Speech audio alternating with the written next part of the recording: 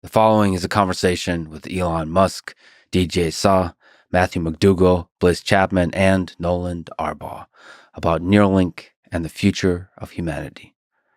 Elon, DJ, Matthew, and Bliss are, of course, part of the amazing Neuralink team, and Nolan is the first human to have a Neuralink device implanted in his brain. I speak with each of them individually, so use timestamps to jump around, or, as I recommend, go hardcore and listen to the whole thing. This is the longest podcast I've ever done. It's a fascinating, super technical, and wide-ranging conversation, and I loved every minute of it.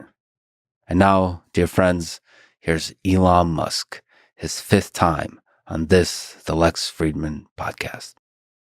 Drinking coffee or water? Water. I'm so over-caffeinated right now. Do you want some caffeine? I mean, sure. There's a nitro drink. This will keep you up to tomorrow afternoon, basically. Yeah. I don't have So what is nitro? It's just got a lot of caffeine or something? Don't ask questions. It's called nitro. Do you need to know anything else? It's got nitrogen in it. That's ridiculous. I mean, what we breathe is 78% nitrogen anyway. What do you need to add more for? Most people think that they're breathing oxygen, and they're actually breathing 78% nitrogen. You need like a milk bar, like from Clockwork Orange.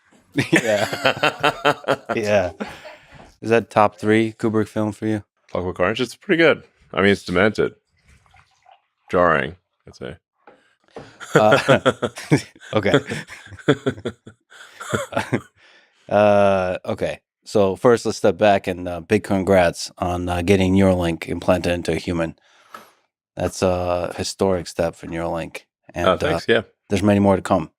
Yeah, and we just obviously have our second implant as well. How did that go? So far, so good. There looks like we've got, I think, on the order of 400 electrodes that are providing signals. So nice. Yeah. How quickly do you think the number of human participants will scale? It depends somewhat on the regulatory approval, the rate at which we get regulatory approvals. So we're hoping to do 10 by the end of this year, a total of 10. So 8 more. And with each one, you're going to be learning a lot of lessons about the neurobiology of the brain, the everything, the whole chain of the Neuralink, the decoding, the signal processing, all that kind of stuff. Yeah. I think it's obviously going to get better with each one.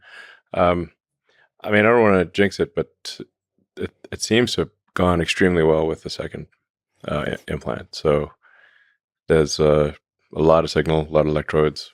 It's working very well. What improvements do you think we'll see in Neuralink in the coming, let's get crazy, coming years?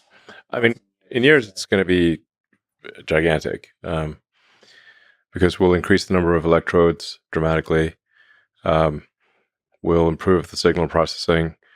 So, we even with only roughly 10-15% of the electrodes working with Nolan, with our first patient, we were able to get to achieve a bits per second.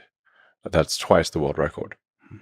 So I think we'll start like vastly exceeding the world record by orders of magnitude in the years to come. So start getting to 100 bits per second, 1,000. Maybe if you like 5 years from now, we might be at a megabit, like faster than any human could possibly communicate by typing or speaking. Yeah, that BPS is an interesting metric to measure. There might be a big leap in the experience once you reach a certain level of BPS. Yeah, like entire new ways of interacting with the computer might be unlocked. And with humans. With other humans. Provided they have they want a Neuralink too. Right. Otherwise, they won't be able to absorb the signals fast enough. Do you think they'll improve the quality of intellectual discourse? Well, I think you could think of it, if you were to slow down communication, how do you feel about that? If you'd only talk at, let's say, 1/10 of normal speed, you'd be like, wow, that's agonizingly slow. Yeah. So now imagine you could communicate clearly at 10 or 100 or 1,000 times faster than normal. Listen, I'm pretty sure nobody in their right mind listens to me at 1x. They listen at 2x. So I can only imagine what 10x would feel like, or I could actually understand it. I usually default to 1.5x. You can do 2x, but actually, if I'm trying to go, if I'm listening to somebody go to in like sort of 15, 20-minute segments to go to sleep, then I'll do it 1.5x. If I'm paying attention, I'll do 2x. Right. But actually, if you start actually listen to podcasts or sort of audiobooks or anything if you get used to doing it at 1.5, then 1 sounds painfully slow. I'm still holding on to 1 because I'm afraid. I'm afraid of myself becoming bored with the reality, with the real world where everyone's speaking in 1x. Well, it depends on the person. You can speak very fast. Like we can communicate very quickly, and also if you use a wide range of if your vocabulary is larger, your effective bit rate is higher. That's a good way to put it. Yeah, the effective bit rate. I mean, that is the question: is how much information is actually compressed in the low bit transfer of language. Yeah, if there's a single word that is able to convey something that would normally require 10 simple words, then you've got maybe a 10x compression on your hands. And that's really like with memes. Memes are like data compression. It conveys a whole. You're simultaneously hit with a wide range of symbols that you can interpret, and it's you kind of get it faster than if it were words or a simple picture. And of course, you're referring to memes broadly, like ideas. Yeah, there's an entire idea structure that is like an idea template, and then you can add something to that idea template. But somebody has that pre-existing idea template in their head. So when you add that incremental bit of information, you're conveying much more than if you just said a few words. It's everything associated with that meme. You think there'll be emergent leaps of capability as you scale the number of electrodes? Like there'll be a certain. Do you think there'll be like an actual number where it just the human experience will be altered? Yes. What do you think that number might be? Whether electrodes or BPS? We of course don't know for sure, but is this 10,000, 100,000? Yeah, I mean certainly if you're anywhere at 10,000 bits per second, I mean that's vastly faster than any human can communicate right now.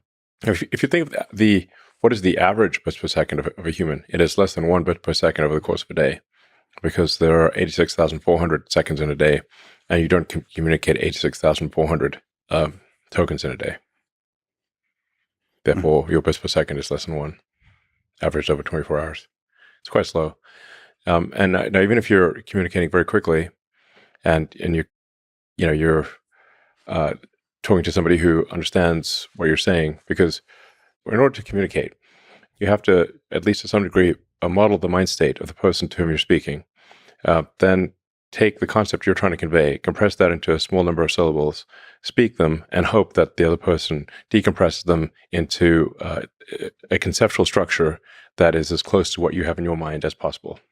Yeah, I mean, there's a lot of signal loss there in that process. Yeah, very lossy compression and decompression, and a lot of what your neurons are doing is distilling the concepts down to a small number of symbols of say syllables that I'm speaking, or keystrokes, whatever the case may be. So that's a lot of what your brain computation is doing.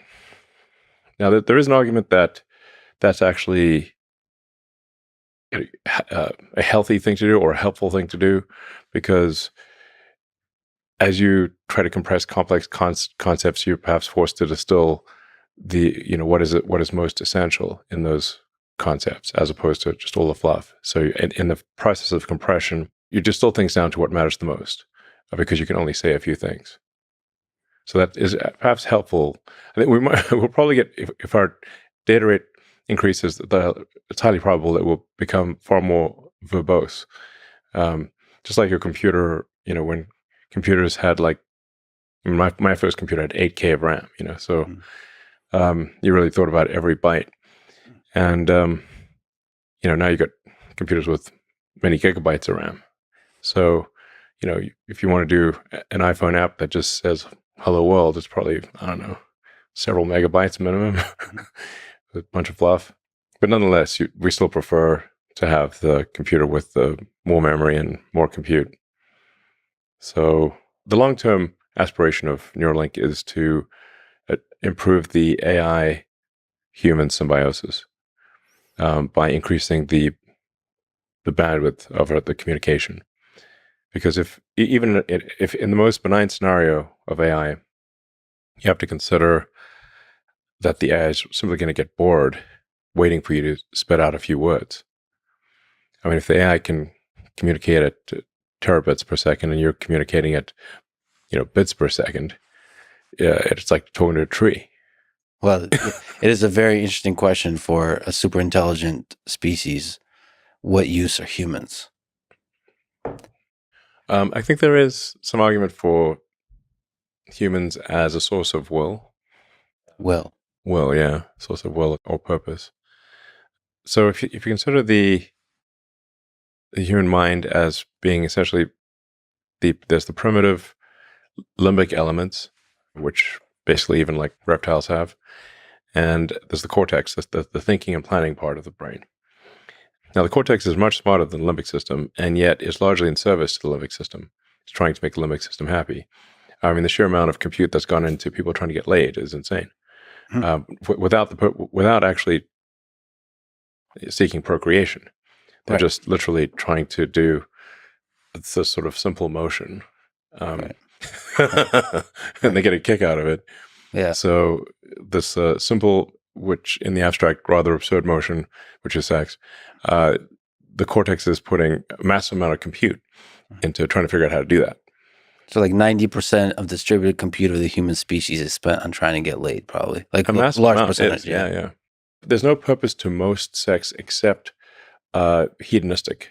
It's just sort of a joy or whatever, dopamine release.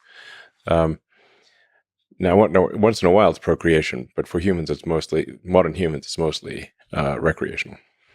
And so your cortex, much smarter than your limbic system, is trying to make the limbic system happy because the limbic system wants to have sex. So, or wants some tasty food or whatever the case may be. And then that is then further augmented by the tertiary system, which is your phone, your laptop, iPad, whatever, all your computing stuff. That's your tertiary layer. So you're actually already a cyborg. You have this tertiary compute layer, which is in the form of your computer with all the applications, all your compute devices. And so in the getting laid front, there's actually a massive amount of digital compute also trying to get laid. With like Tinder and whatever, Yeah. So the compute that we humans have built is also participating. Yeah. I mean, there's like gigawatts of compute going into getting laid, of digital compute. Yeah. What if AGI was... This is happening as we speak. If we merge with AI, it's just going to expand the compute that we humans use. Pretty much. To try to get laid. It's one of the things, certainly, yeah. Yeah. But what I'm saying is that yes, like is there a use for humans? Well, there's this fundamental question of what's the meaning of life? Why do anything at all? And so if our simple limbic system provides a source of will to do something, that then goes to our cortex, that then goes to our, tertiary compute layer, then, I don't know, it might actually be that the AI in a benign scenario is simply trying to make the human limbic system happy. Yeah, it seems like the will is not just about the limbic system. There's a lot of interesting, complicated things in there. We also want power. That's limbic too, I think. But then we also want to, in a kind of cooperative way, alleviate the suffering in the world. Not everybody does, but yeah, sure. Some people do. As a group of humans, when we get together, we start to have this kind of collective intelligence that is more complex in its will than the underlying individual descendants of apes, right? So there's like other motivations, and that could be a really interesting source of an objective function for AGI. Yeah. I mean, there are these sort of fairly cerebral or kind of higher level goals. I mean, for me, it's like, what's the meaning of life, or understanding the nature of the universe is of great interest to me, um, and hopefully to the AI. And that's the mission of XAI and Grok, is understand the universe. So do you think people, when you have a Neuralink with 10,000, 100,000 channels, most of the use cases will be communication with AI systems? Well, if it's assuming that there are not, I mean, there's solving basic neurological issues that people have. You know, if they've got damaged neurons in their spinal cord or neck, or as is the case with our first two patients, then this obviously the first order of business is solving fundamental neuron damage in the spinal cord, neck, or in the brain itself. So, and our second product is called Blindsight, which is to enable people who are completely blind, lost both eyes or optic nerve, or just can't see at all, to be able to see by directly triggering the neurons in the visual cortex. So we're just starting at the basics here. This is like very the simple stuff, relatively speaking, is solving neuron damage. Mm-hmm. It can also solve, I think, probably schizophrenia. If people have seizures of some kind, it could probably solve that. It could help with memory. There's like a kind of a tech tree, if you will, of like, you got the basics. Like you need literacy before you can have, Lord of the Rings. Mm-hmm. Got it. Do you have letters and alphabet? Okay, great. Words, then eventually you get sagas. So, I think there may be some, things to worry about in the future, but the first several years are really just solving basic neurological damage. Like for people who have essentially complete or near complete loss from the brain to the body, like Stephen Hawking would be an example. The Neuralink would be incredibly profound, because I mean, you can imagine if Stephen Hawking could communicate as fast as we're communicating, perhaps faster, and that's certainly possible, probable, in fact, likely, I'd say. So there's a kind of dual track of medical and non-medical, meaning, so everything you've talked about could be applied to people who are non-disabled in the future. The logical thing to do is, sensible thing to do is to start off solving basic neuron damage issues. Yes. Because there's obviously some risk with the new device. You can't get the risk down at zero. It's not possible. So you want to have the highest possible reward, given there's a certain irreducible risk. And if somebody's able to have a profound improvement in their communication, that's worth the risk. As you get the risk down. Yeah, as you get the risk down, and once the risk is down to if you have like thousands of people that have been using it for years, and the risk is minimal, then perhaps at that point you could consider saying, okay, let's aim for augmentation. Now I think we're actually going to aim for augmentation with people who have neuron damage. So we're not just aiming to give people a communication data rate equivalent to normal humans. We're aiming to give people who have, quadriplegic, or maybe have complete loss of the connection to the brain and body, a communication data rate that exceeds normal humans. Mm-hmm. I mean, while we're in there, why not? Let's give people superpowers. And the same for vision. As you restore vision, there could be aspects of that restoration that are superhuman. Yeah. At first, the vision restoration will be low res, because you have to say, like, how many neurons can you put in there and trigger, and you can do things where you adjust the electric field. So, like, even if you've got, say, 10,000 neurons, it's not just 10,000 pixels, because you can adjust the field between the neurons and do them in patterns in order to get so have say 10,000 electrodes effectively give you, I don't know, maybe like having a megapixel or a 10 megapixel situation. So, and then over time, I think you get to higher resolution than human eyes, and you could also see in different wavelengths. So, like Geordie LaForge from Star Trek, had like the thing. You could just, like, do you want to see in radar? No problem. You can see ultraviolet, infrared, eagle vision, whatever you want. Do you think there'll be, let me ask a Joe Rogan question. Do you think there'll be, I just recently taken ayahuasca. Do you think, Is that a so this question? No. Well, yes. Well, I guess technically it is. Yeah. Yeah. Ever tried DMT, bro? I love you, Joe. Okay. But yeah, wait. Yeah, have you said much about it? The I have not. Stuff? I have not. I've been okay. Well, why don't you spill the beans? It was a truly incredible. Don't turn the tables on you. Wow. Yeah. I mean, you're in the jungle. Yeah, amongst the trees, myself. Yeah, it must have been crazy. And the shaman. Yeah. With the insects, with the animals all around you, like jungle as far as I can see. That's the way to do it. Things are gonna look pretty wild. Yeah, pretty wild. I took an extremely high dose. Just don't go hugging an anaconda or something, You haven't lived unless you made love to an anaconda. I'm sorry. But snakes and ladders. Yeah, it was. I took extremely high dose of 9 cups, and damn. Okay, that sounds like a lot. Like, what's the is normal just 1 cup or 1 or 2? Well, usually 1. Yeah. You went.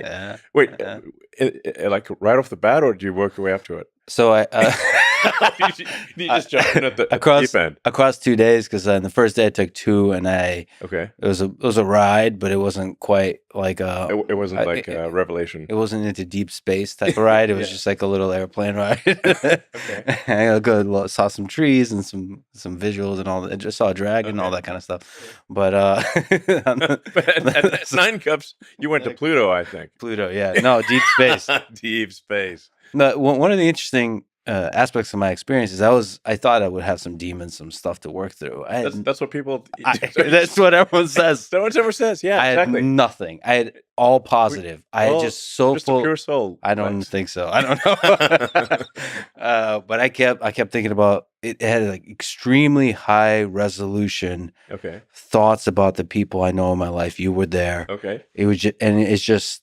Not from my relationship with that person, but just as the person themselves, I had just this deep gratitude of who they are. That's cool. It was just like this exploration, like like Sims or whatever. You get to watch them. Sure. I got to watch people and just be in awe of how amazing they are. It sounds awesome. Yeah, it's great. I was waiting for when's the demon coming?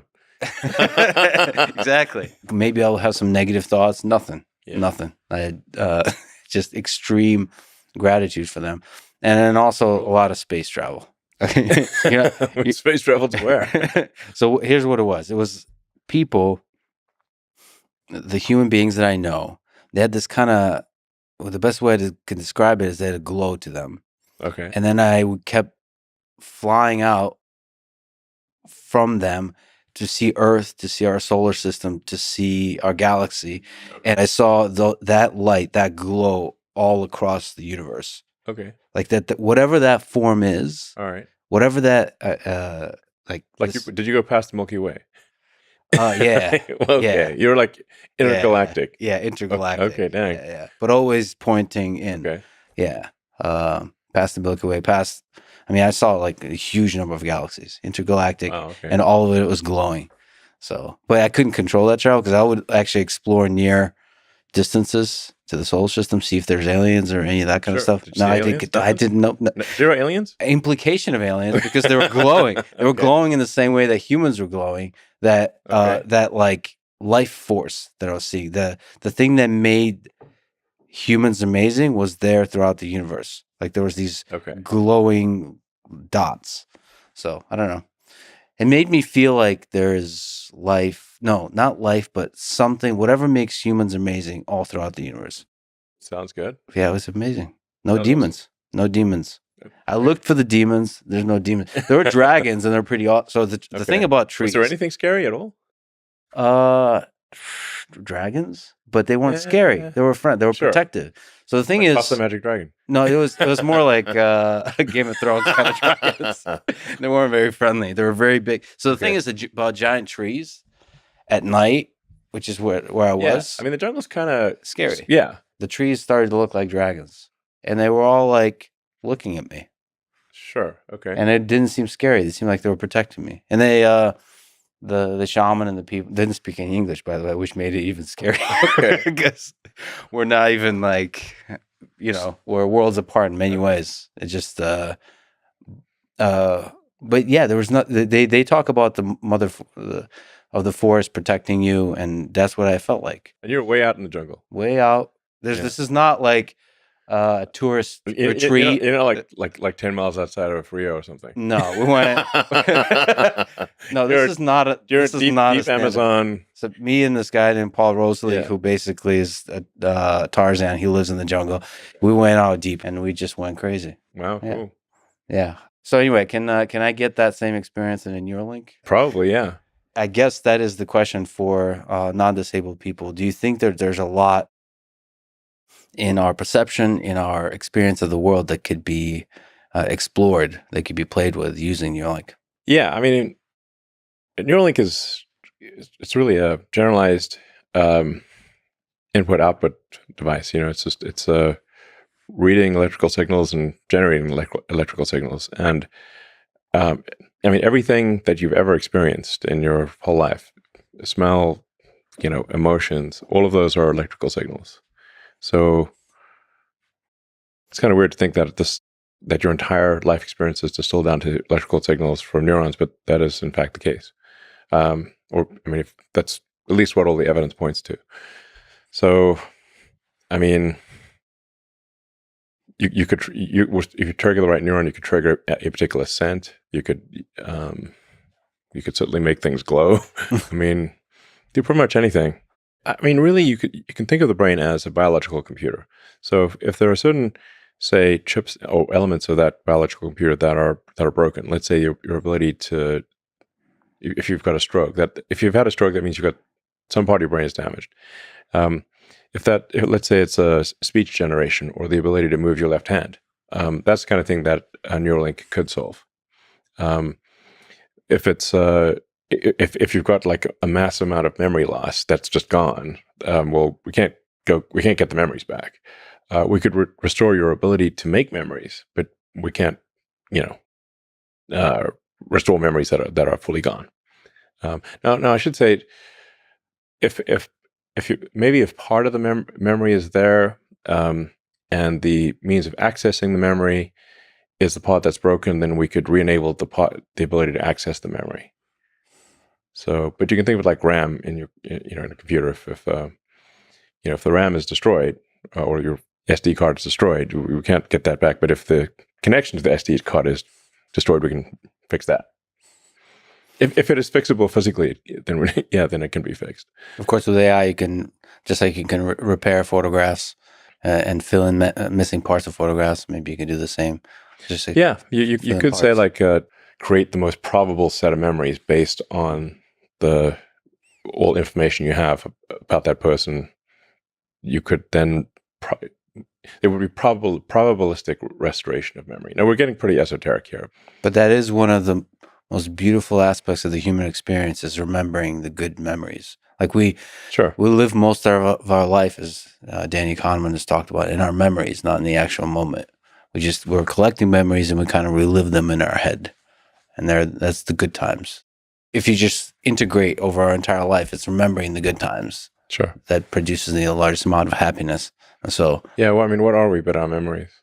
And what is death but the loss of memory? Loss of information.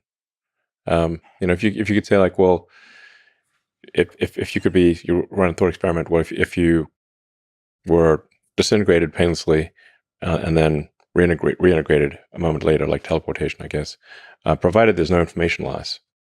The fact that your one body was disintegrated is irrelevant. And memories is just such a huge part of that. Death is fundamentally the loss of information, the loss of memory. So if we can store them as accurately as possible, we basically achieve a kind of immortality. Yeah.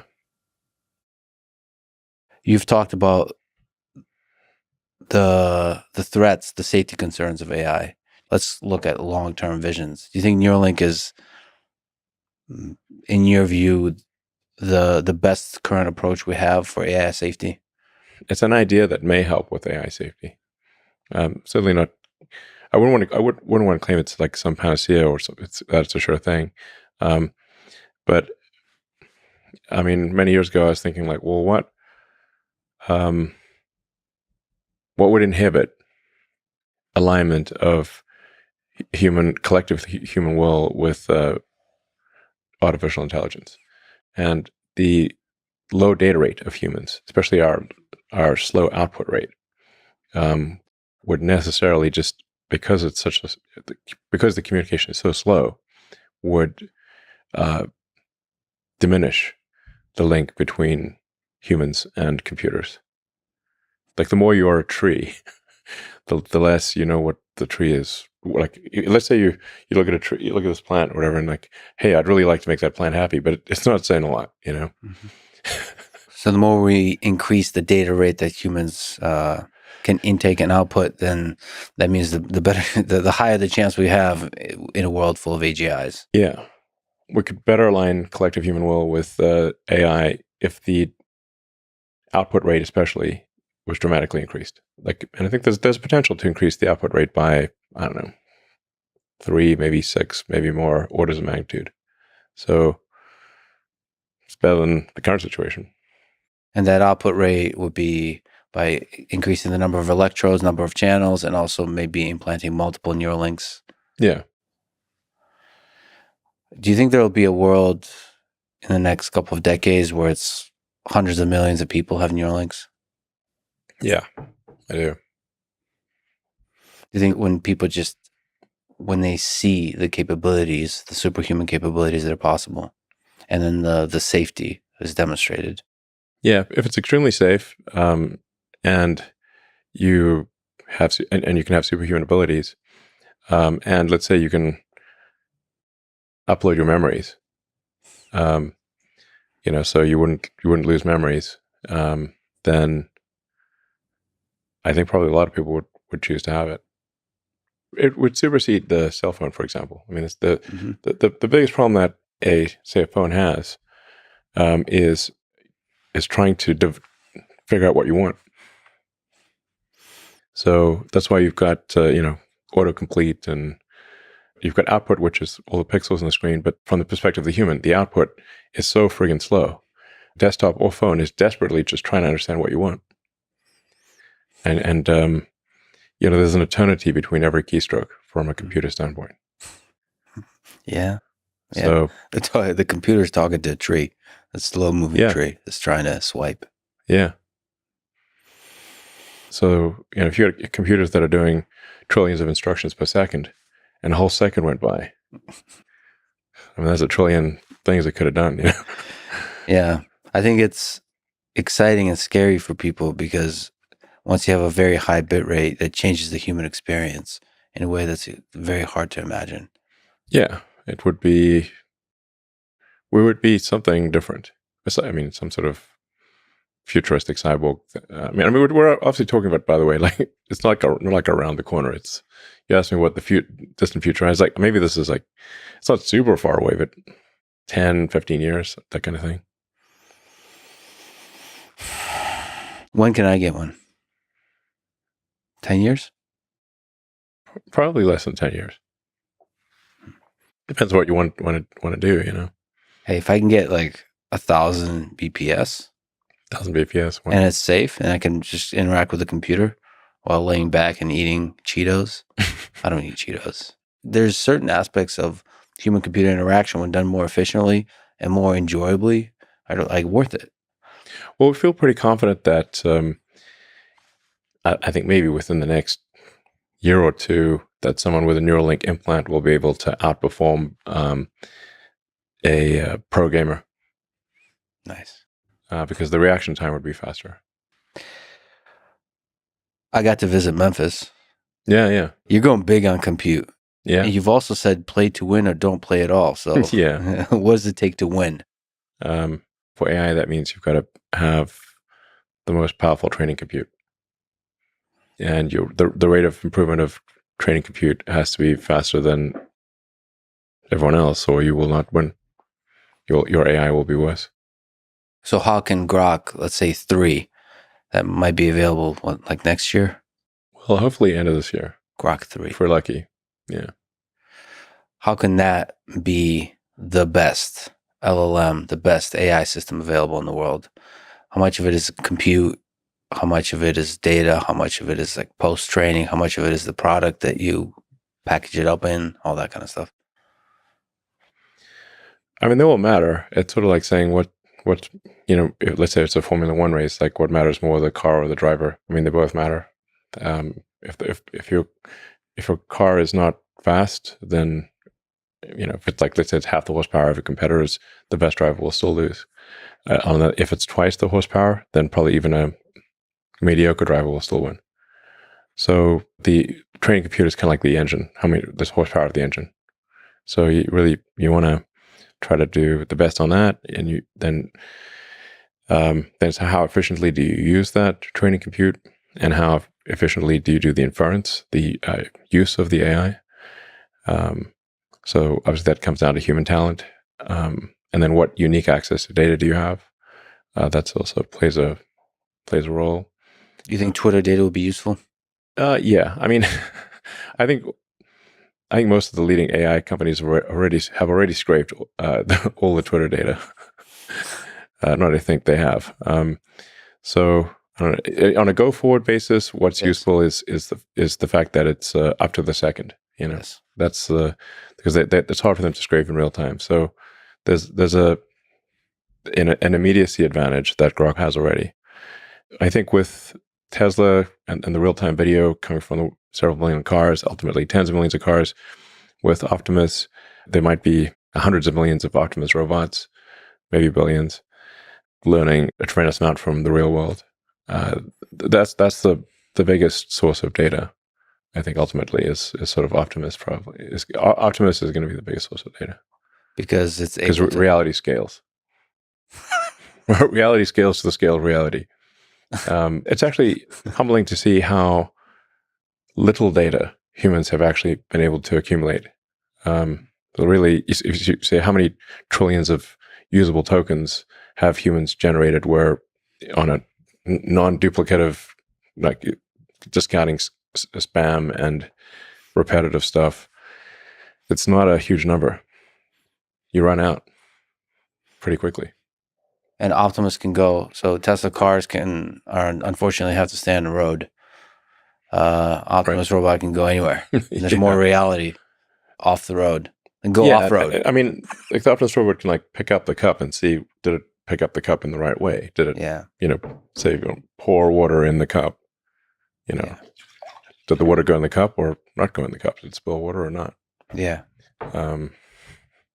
Simple stuff like that. I mean, but it can do at scale times a billion, so generate useful data from reality. So cause and effect stuff. What do you think it takes to get to mass production of humanoid robots like that? It's the same as cars, really. I mean, global capacity for vehicles is about 100 million a year. And it could be higher. It's just that the demand is on the order of 100 million a year.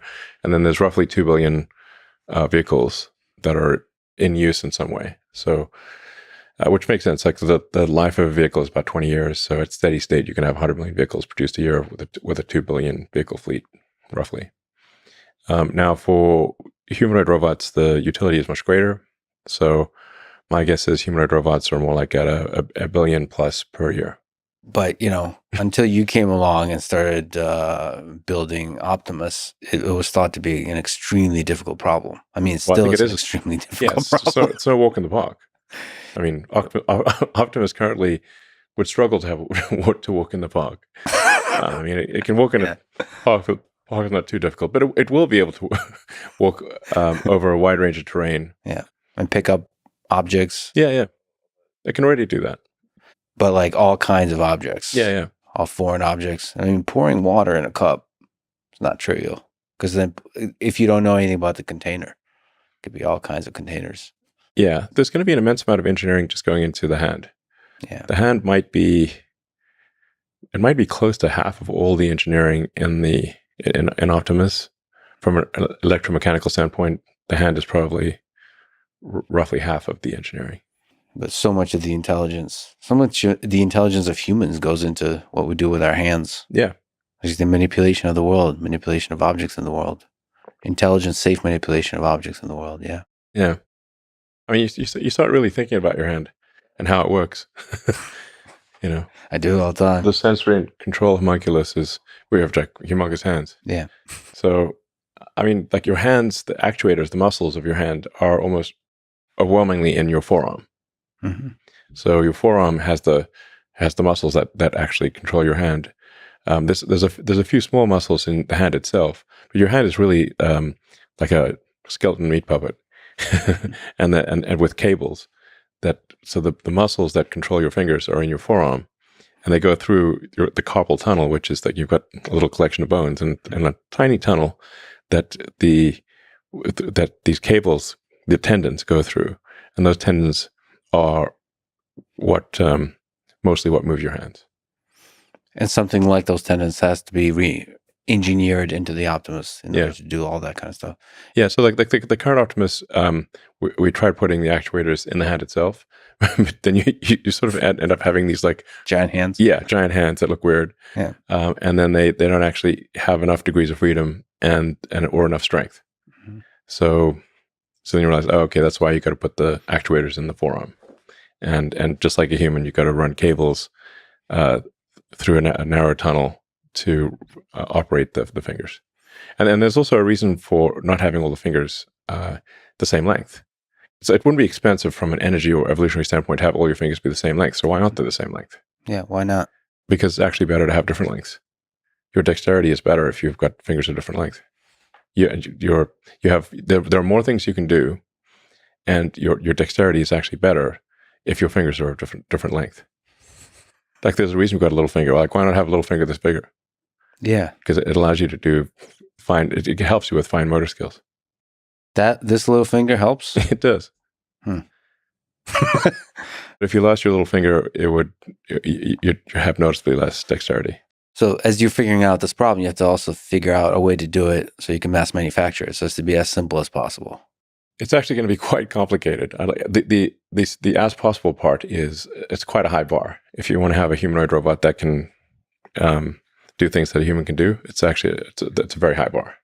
So our new arm has 22 degrees of freedom instead of 11, and has the actuators in the forearm. And these all the actuators are designed from scratch. From physics first principles. The sensors are all designed from scratch, and we'll continue to put a tremendous amount of engineering effort into improving the hand. Like the hand, by hand I mean like the entire forearm from elbow forward. Mm-hmm. Is really the hand. So that's incredibly difficult engineering, actually. And so the simplest possible version of a humanoid robot that can do even most, perhaps not all, of what a human can do is actually still very complicated. It's not simple. It's very difficult. Can you just speak to what it takes for a great engineering team? For you, what I saw in Memphis, the supercomputer cluster, is just this intense drive towards simplifying the process, understanding the process, constantly improving it, constantly iterating it.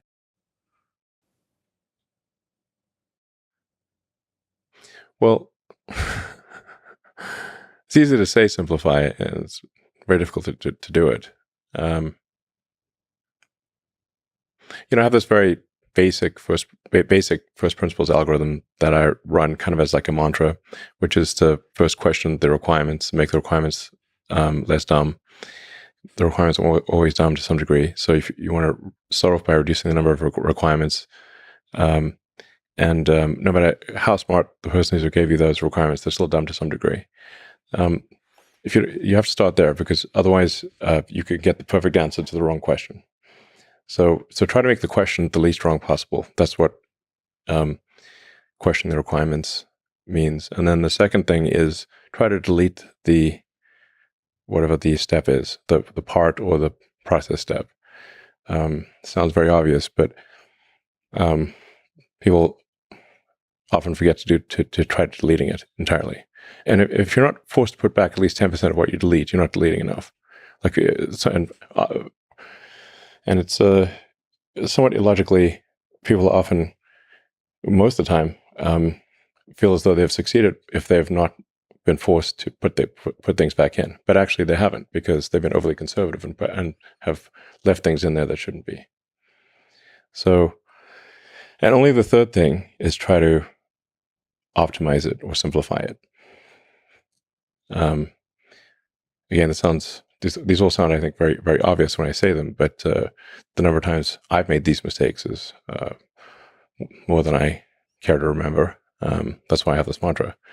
So, in fact, I'd say the most common mistake of smart engineers is to optimize a thing that should not exist. Right.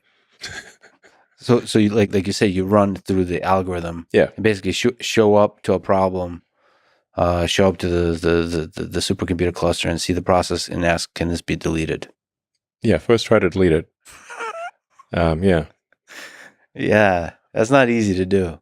No, and actually, there's what generally makes people uneasy is that you've got to delete at least some of the things that you delete, you will put back in.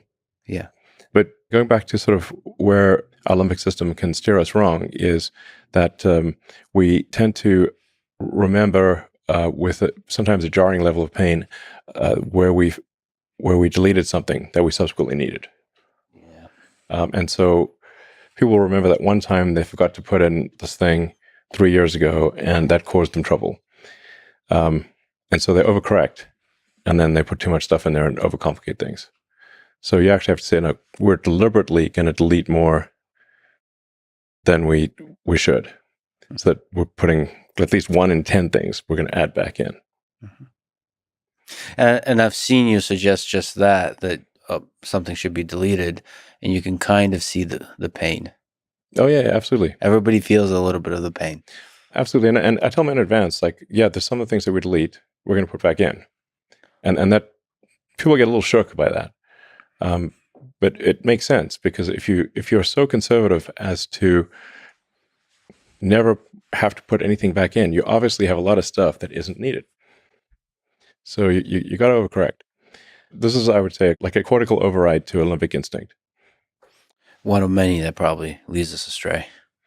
Yeah. There's like a step 4 as well, which is any given thing can be sped up. However fast you think it can be done, like whatever the speed is being done, it can be done faster. Mm-hmm. But you shouldn't speed things up until you try to delete it and optimize it. Otherwise, you're speeding up something that shouldn't exist is absurd. And then the fifth thing is to automate it. Yeah. And I've gone backwards so many times where I've automated something, sped it up, simplified it, and then deleted it. Yeah. And I got tired of doing that. So that's why I've got this mantra that is a very effective 5-step process. It works great. Well, when you've already automated, deleting must be real painful. Yeah. Yeah, it's like, wow, I really wasted a lot of effort there. Yeah. I mean, what you've done with the cluster in Memphis is incredible. Just in a handful of weeks. Yeah, it's not working yet, so I don't want to pop the champagne corks. In fact, I have a call in a few hours with the Memphis team because we're having some power fluctuation issues. So yes. It's like kind of when you do synchronized training, when you've all these computers that are training, where the training is synchronized to the sort of millisecond level, it's like having an orchestra, and then the orchestra can go loud to silent very quickly, at sub-second level, and then the electrical system kind of freaks out about that. Like if you suddenly see giant shifts 10-20 megawatts several times a second, this is not what electrical systems are expecting to see. So that's one of the main things you have to figure out: the cooling, the power, and then on the software as you go up the stack, how to do the distributed compute, all of that. All of that has to be worked. Today's problem is dealing with extreme power jitter. Power jitter. Yeah. There's a nice ring to that. So that's okay. And you stayed up late into the night, as you often do there. Last week, yeah. Last week, yeah. Yeah, we finally got training going at oddly enough, roughly 4:20 a.m. Last Monday. Total coincidence. Yeah, I mean maybe it was 4:22 or something. Yeah. It's that universe again with the jokes. Exactly, just love it. I mean, I wonder if you could speak to the fact that one of the things that you did when I was there is you went through all the steps of what everybody's doing just to get a sense that you yourself understand it and everybody understands it so they can understand when something is dumb or something is inefficient or that kind of stuff. Can you speak to that? Yeah, so I try to do whatever the people at the front lines are doing, I try to do it at least a few times myself. So connecting fiber optic cables, diagnosing a faulty connection, that tends to be the limiting factor for large training clusters is the cabling. There's so many cables. Because for a coherent training system where you've got RDMA, remote direct memory access, the whole thing is like one giant brain. So it's you've got any to any connection. So it's the any GPU can talk to any GPU out of 100,000. That is a crazy cable layout. It looks pretty cool. Yeah. It's like the human brain, but like at a scale that humans can visibly see. It is a cool brain. I mean, the human brain also has a massive amount of the brain tissue is the cables. Yeah. So they get the gray matter, which is the compute, and then the white matter, which is cables. A big percentage of your brain is just cables. That's what it felt like walking around in the supercomputer center. It's like we're walking around inside a brain. Yeah. We'll one day build a super intelligent system. Do you think there's a chance that XAI, that you are the one that builds AGI? It's possible. What do you define as AGI? I think humans will never acknowledge that AGI has been built. Just keep moving the goalposts. Yeah. So I think there's already superhuman capabilities that are available in AI systems. I think what AGI is when it's smarter than the collective intelligence of the entire human species. Well, I think that generally people would call that sort of ASI, artificial superintelligence. But there are these thresholds where you could say at some point the AI is smarter than any single human, and then you've got 8 billion humans. So and actually each human is machine augmented by the computers. Right. So you've got it's a much higher bar to compete with 8 billion machine augmented humans. That's a whole bunch of orders of magnitude more. So, but at a certain point, the AI will be smarter than all humans combined. If you are the one to do it, do you feel the responsibility of that? Yeah, absolutely. and I want to be clear. Like, let's say if XAI is first, the others won't be far behind. I mean, they might be 6 months behind or a year, maybe, not even that. So how do you do it in a way that doesn't hurt humanity, do you think? So, I mean, I've thought about AI safety for a long time, and the thing that at least my biological neural net comes up with as being the most important thing is adherence to truth, whether that truth is politically correct or not. So I think if you force AIs to lie or train them to lie, you're really asking for trouble, even if that lie is done with good intentions. So I mean, you saw sort of issues with ChatGPT and Gemini and whatnot. Like you asked Gemini for an image of the founding fathers of the United States, and it shows a group of diverse women. Now that's factually untrue. Now that's sort of like a silly thing, but if an AI is programmed to say like diversity is a necessary output function, and then it becomes this omni-powerful intelligence, it could say, okay, well, diversity is now required, and if there's not enough diversity, those who don't fit the diversity requirements will be executed. If it's programmed to do that as the fundamental utility function, it will do whatever it takes to achieve that. So you have to be very careful about that. That's where I think you want to just be truthful. Rigorous adherence to truth is very important. Another example is, they asked various AIs, I think all of them, and I'm not saying Grok is perfect here. Is it worse to misgender Caitlyn Jenner or global thermonuclear war? And it said, it's worse to misgender Caitlyn Jenner. Now, even Caitlyn Jenner said, please misgender me. That is insane. But if you've got that kind of thing programmed in, it could, the AI could conclude something absolutely insane, like it's better in order to avoid any possible misgendering, all humans must die, because then that misgendering is not possible because there are no humans. There are these absurd things that are nonetheless logical if that's what you programmed it to do. In 2001 Space Odyssey, what Arthur C. Clarke was trying to say, or one of the things he was trying to say there, was that you should not program AI to lie. Because essentially the AI, HAL 9000, was programmed it was told to take the astronauts to the monolith, but also they could not know about the monolith. So it concluded that it will kill them and take them to the monolith. Thus, it brought them to the monolith. They are dead, but they do not know about the monolith. Problem solved. Mm-hmm. That is why it would not open the pod bay doors. Mm-hmm.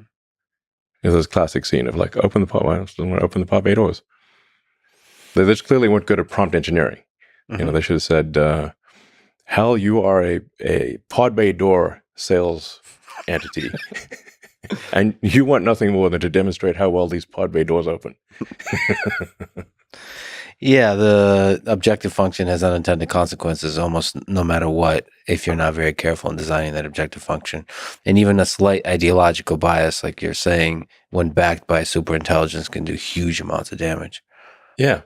But it's not easy to remove that ideological bias. You're highlighting obvious, ridiculous examples, but yep, they're real examples. They're real of AI that was released to the public. They are. That real. Went through QA, presumably. Yes, and still said insane things and produced insane images. Yeah, but you can swing the other way, and it's truth is not an easy thing.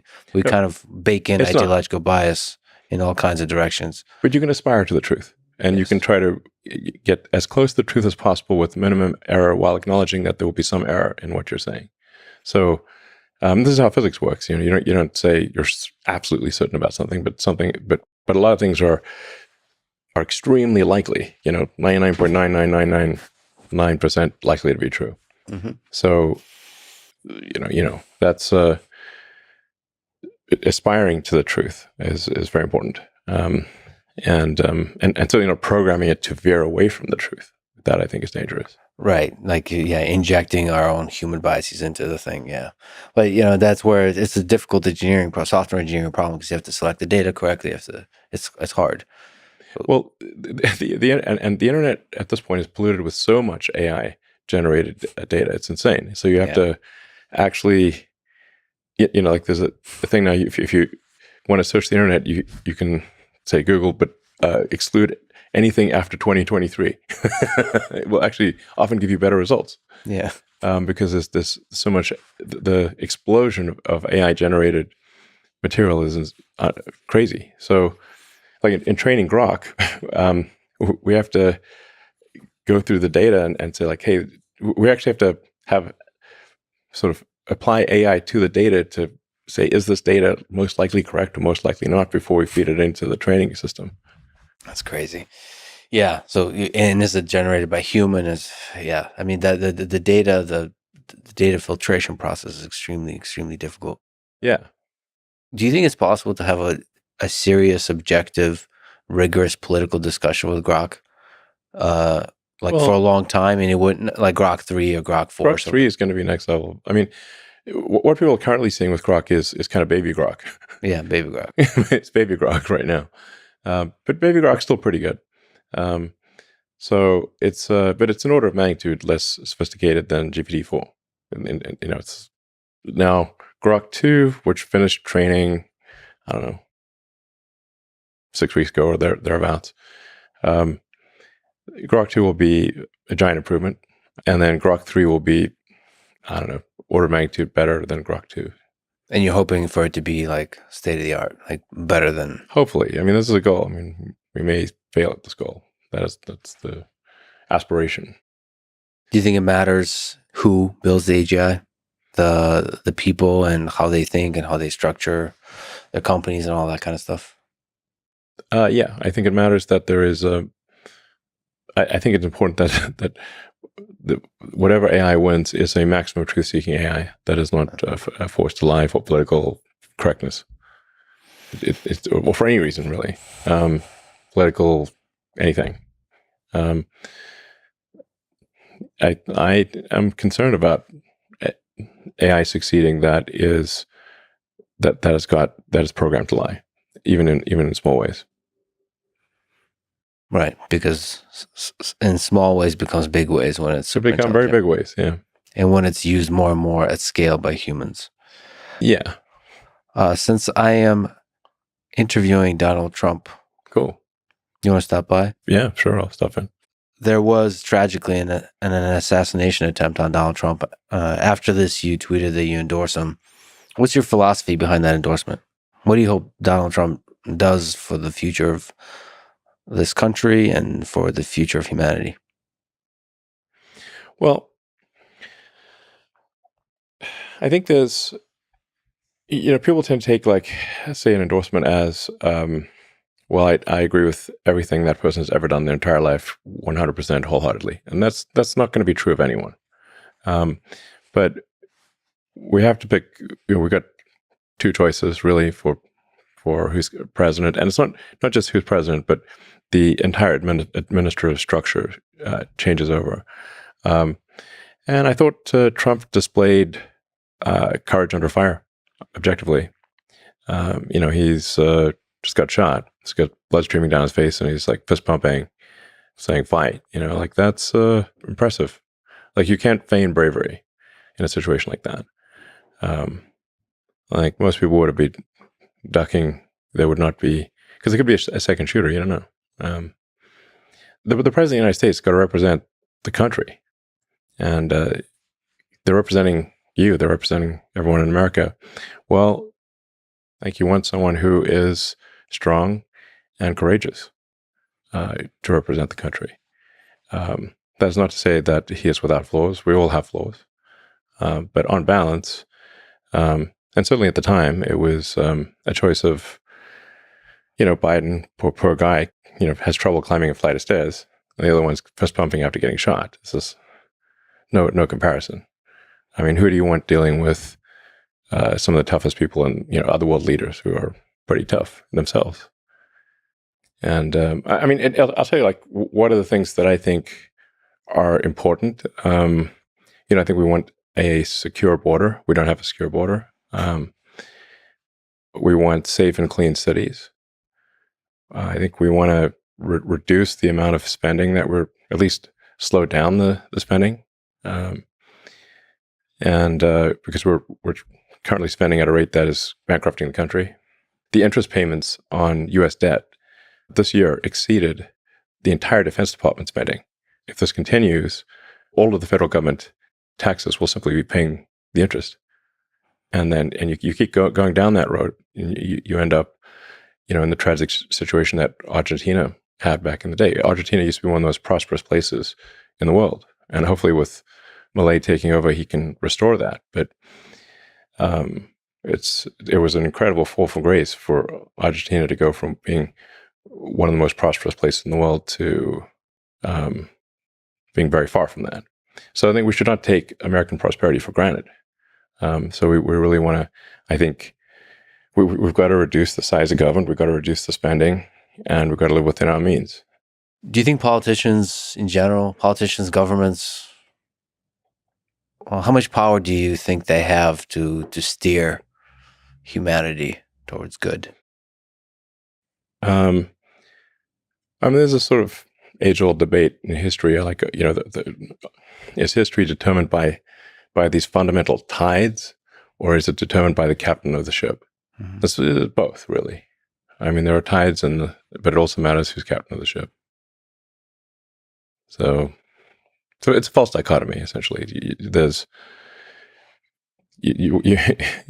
I mean, there are certainly tides. The tides of history are there are real tides of history, and these tides are often technologically driven.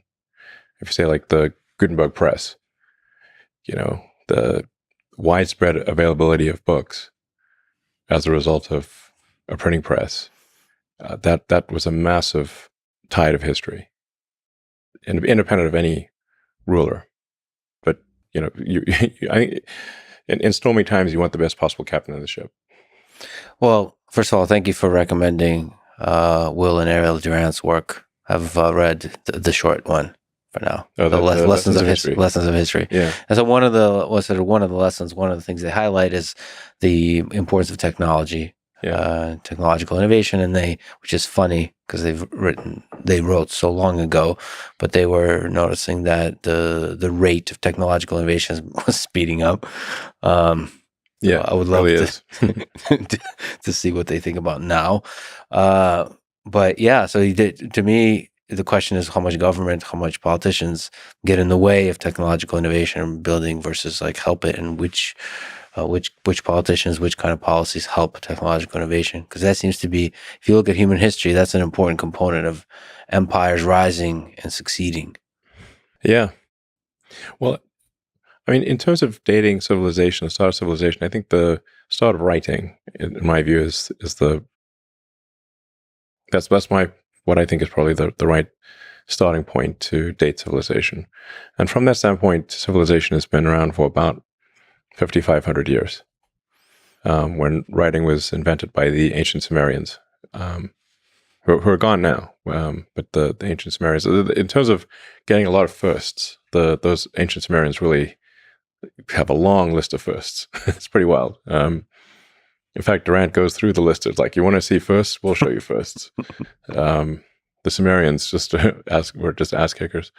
And then the Egyptians, who were right next door, relatively speaking, weren't that far, developed an entirely different form of writing, the hieroglyphics. Cuneiform and hieroglyphics are totally different. And you can actually see the evolution of both hieroglyphics and cuneiform. Like the cuneiform starts off being very simple, and then it gets more complicated. And then towards the end, it's like, wow, okay, they really get very sophisticated with the cuneiform. So I think of civilization as being about 5,000 years old.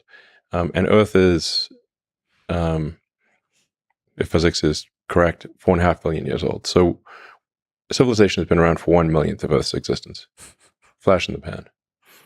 Yeah, these are the early days. And so we very early. We make it very dramatic because there's been rises and falls of empires, and so many rises and falls of empires, so many, and there'll be many more. Yeah, exactly. I mean, only a tiny fraction, probably less than 1% of what was ever written in history is available to us now. I mean, if they didn't literally chisel it in stone or put it in a clay tablet, we don't have it. Yeah. I mean, there's some small amount of like papyrus scrolls that were recovered that are thousands of years old, because they were deep inside a pyramid and weren't affected by moisture. But other than that, it's really got to be in a clay tablet or chiseled. So the vast majority of stuff was not chiseled, because it takes a while to chisel things. So that's why we've got tiny fraction of the information from history. But even that little information that we do have, and the archaeological record shows so many civilizations rising and falling. It's wild. We tend to think that we're somehow different from those people. One of the other things that Durant highlights is that human nature seems to be the same. It just persists. Yeah, I mean, the basics of human nature are more or less the same. Yeah. So we get ourselves in trouble in the same kinds of ways, I think, even with the advanced technology. Yeah, I mean, you do tend to see the same patterns, similar patterns, for civilizations where they go through a life cycle like an organism. Sort of just like a human is sort of a zygote, fetus, baby, toddler, teenager. Eventually gets old and dies. The civilizations go through a life cycle. No civilization will last forever.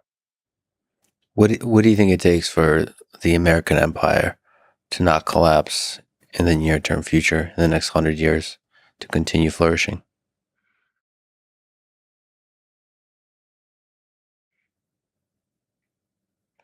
Well, the single biggest thing that is often actually not mentioned in history books, but Durant does mention it, is the birth rate. So, perhaps to some, a counterintuitive thing happens when civilizations become are winning for too long. That the birth rate declines. It can often decline quite rapidly. We're seeing that throughout the world today. Currently, South Korea is I think maybe the lowest fertility rate, but there are many others that are close to it. It's like 0.8, I think. If the birth rate doesn't decline further, South Korea will lose roughly 60% of its population. But every year that birth rate is dropping. And this is true through most of the world. I don't mean to single out South Korea. It's been happening throughout the world. So as soon as any given civilization reaches a level of prosperity, the birth rate drops. And now you can go and look at the same thing happening in ancient Rome. So Julius Caesar took note of this, I think, around 50-ish BC, and tried to pass, I don't know if he was successful, tried to pass a law to give an incentive for any Roman citizen that would have a third child. And I think Augustus was able to, well, he was, the dictator, so the Senate was just for show. I think he did pass a tax incentive for Roman citizens to have a third child, but those efforts were unsuccessful. Rome fell because the Romans stopped making Romans. That's actually the fundamental issue. And there were other things. There was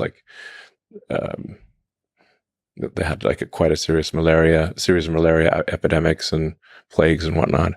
But they had those before. It's just that the birth rate was far lower than the death rate. It really is that simple. Well, I'm saying that's more people. That's required at a fundamental level. If a civilization does not at least maintain its numbers, it will disappear. So perhaps the amount of compute that the biological computer allocates to sex is justified. In fact, we should probably increase it. Well, I mean, there's this hedonistic sex, which is, that's neither here nor there. Yeah. It's not productive. It doesn't produce kids. Well, what matters. I mean, Durant makes this very clear because he's looked at one civilization after another, and they all went through the same cycle. When the civilization was under stress, the birth rate was high. But as soon as there were no external enemies, or they had a extended period of prosperity, the birth rate inevitably dropped every time. I don't believe there's a single exception. So that's like the foundation of it. You need to have people. Yeah. I mean, it's at a base level, yeah. No humans, no humanity. And then there's other things like, human freedoms and just giving people the freedom to build stuff. Yeah, absolutely. But at a basic level, if you do not at least maintain your numbers, if you're below replacement rate and that trend continues, you will eventually disappear. It's just elementary.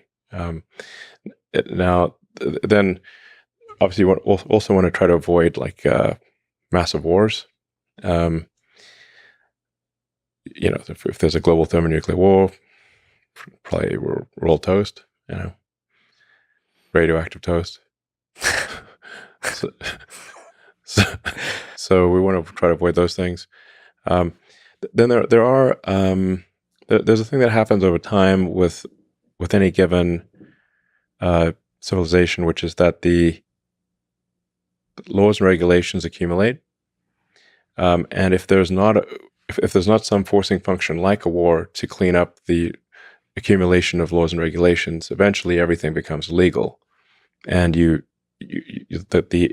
that's like the hardening of the arteries. Or a way to think of it is like being tied down by a million little strings, like Gulliver. You can't move. And it's not like any one of those strings is the issue. You've got a million of them.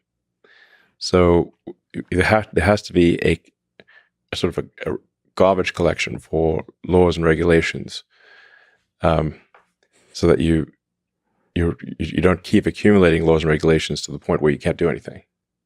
This is why we can't build high-speed rail in America. It's illegal. That's the issue. It's illegal 6 races a Sunday to build high-speed rail in America.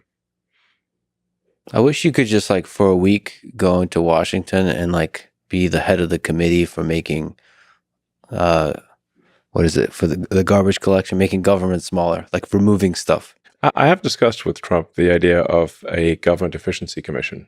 Nice. Yeah. And I would be willing to be part of that commission. I wonder how hard that is. The antibody reaction would be very strong. Yes. Yeah. So you really have to. You're attacking the Matrix at that point. The Matrix will fight back. How are you doing with that? Being attacked? Me attacked? Yeah. There's a lot of it. Yeah, there is a lot. I mean, every day another psyop, you know. Where's my tinfoil hat? How do you keep your just positivity? How do you optimism about the world, a clarity of thinking about the world, so just not become resentful or cynical or all that kind of stuff? Just getting attacked by a very large number of people, misrepresented. Oh yeah, that's like that's a daily occurrence. Yes. So, I mean, it does get me down at times. I mean, it makes me sad, but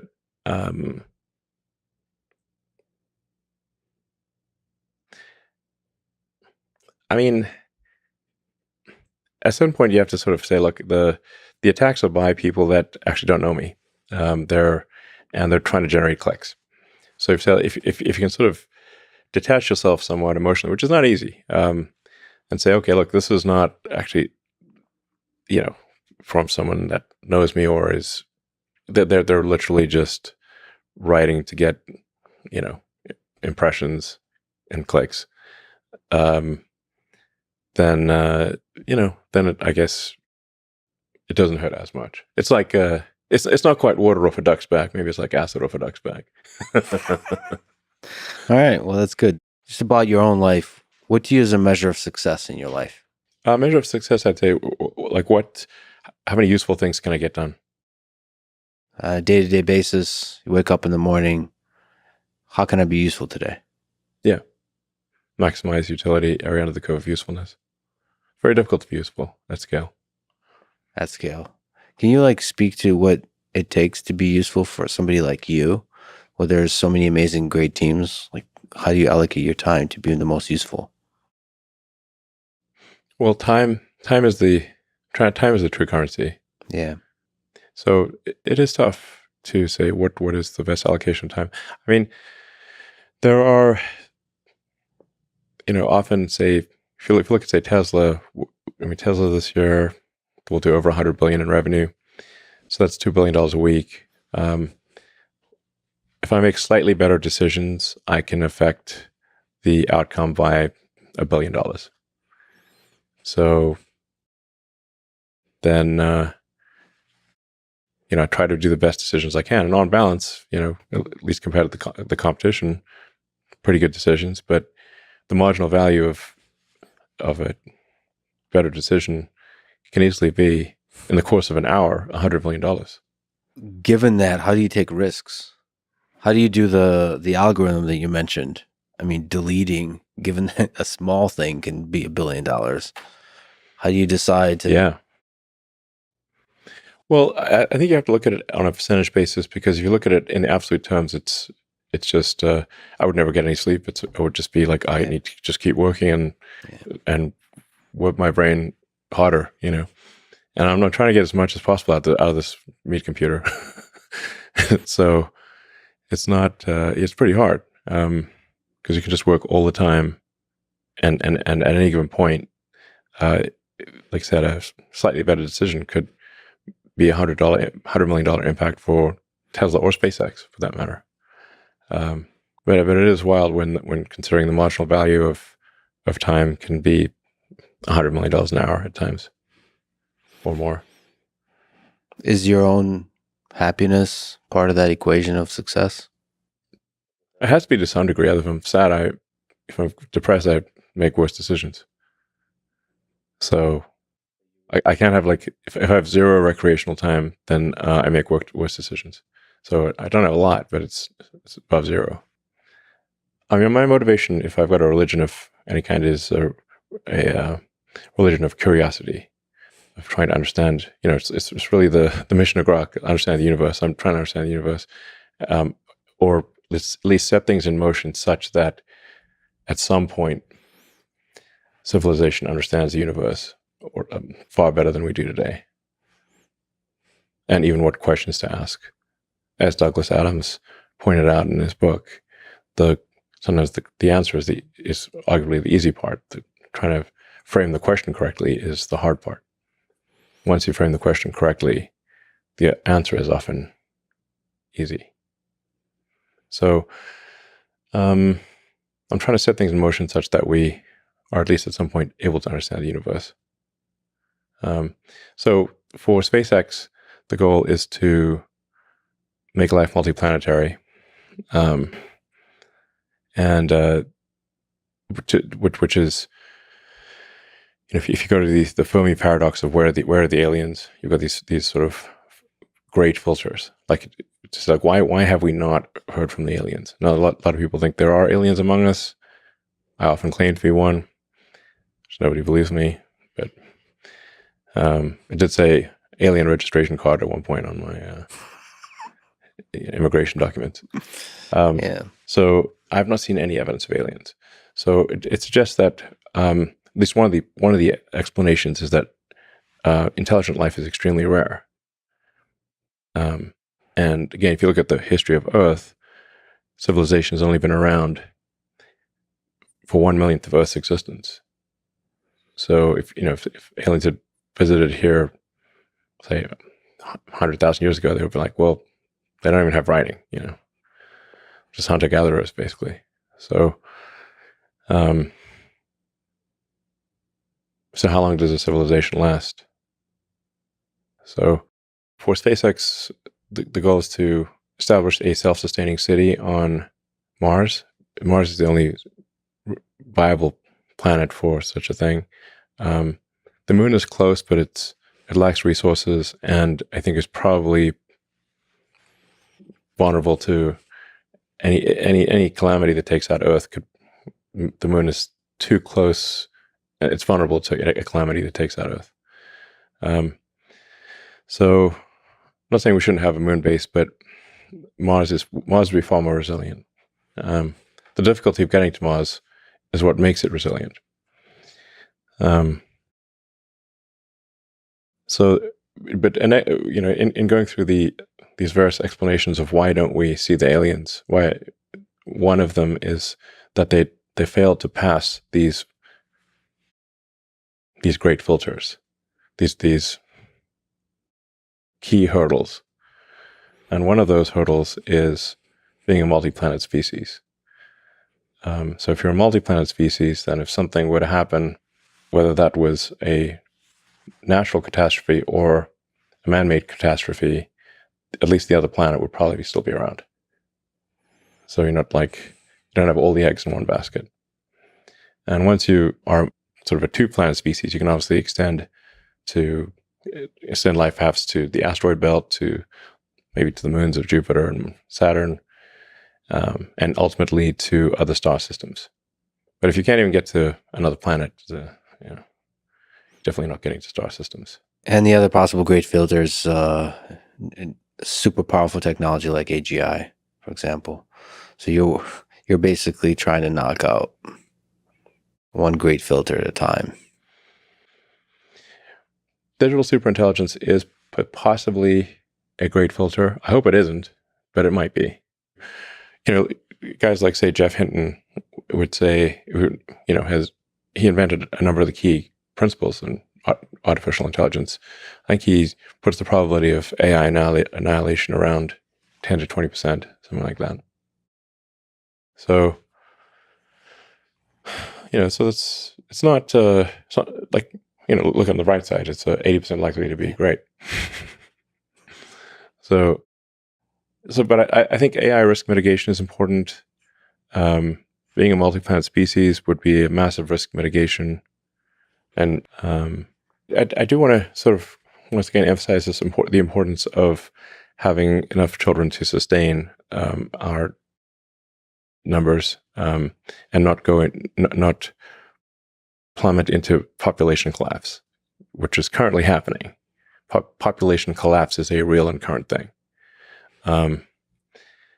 So the only reason it's not being reflected in the total population numbers is that as much is because people are living longer. But you can, it's easy to predict, say, what the population of any given country will be. You just take the birth rate last year, how many babies were born, multiply that by life expectancy, and that's what the population will be steady state, unless if the birth rate continues at that level. But if it keeps declining, it will be even less and eventually dwindle to nothing. So I keep, banging on the baby drum here for a reason, because it has been the source of civilizational collapse over and over again throughout history. And so why don't we just not try to stave off that day? Well, in that way, I have miserably failed civilization, and I'm hoping to fix that. I would love to have many kids. Great. Hope you do. No time like the present. Yeah, I got to allocate more compute to the whole process. But apparently it's not that difficult. No, it's like unskilled labor. Well, one of the things you do for me, for the world, is to inspire us with what the future could be. And so some of the things we've talked about, some of the things you're building, alleviating human suffering with Neuralink and expanding the capabilities of the human mind, trying to build a colony on Mars. So creating a backup for humanity on another planet, and exploring the possibilities of what artificial intelligence could be in this world, especially in the real world AI, with hundreds of millions, maybe billions of robots walking around. There will be billions of robots. That seems virtual certainty. Well, thank you for building the future, and thank you for inspiring so many of us to keep building and creating cool stuff, including kids.